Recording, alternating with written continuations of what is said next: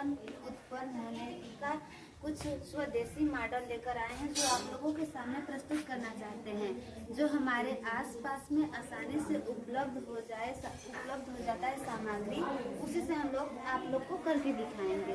एक दिन हमारा छोटा भाई गिलास से पानी पी रहा था, उसके हाथ से गिलास का पानी गिर गया। हमने उसके पास आया, हम बोले कि तूने गिलास का पानी गिरा दिया। वो बोला नहीं तो। बोला तो कैसे पता? हम बोले आवाज आया। तो बोला कि आवाज आया। तो हम बोले कि ध्वनि से पता चला। तो बोला कि ध्वनि कैसे पता चला कि ध्वनि से?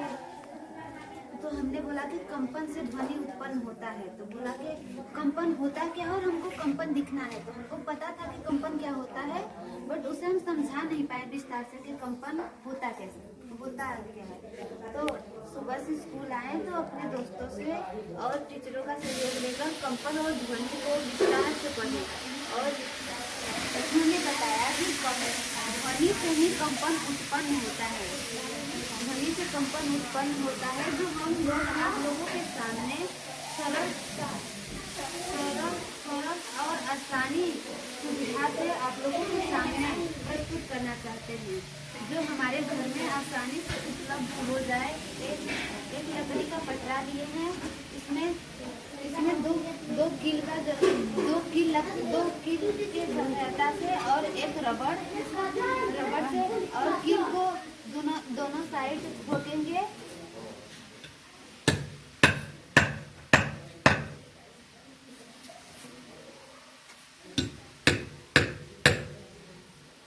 हमारा मॉडल बनकर तैयार हो गया है और हम आप लोगों के सामने दिखाएंगे कि ध्वनि और कंपन इससे कैसे उत्पन्न होता है।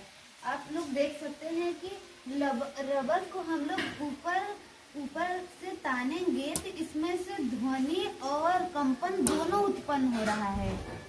इसी से हम लोग अपने आसपास के सामग्री से सरल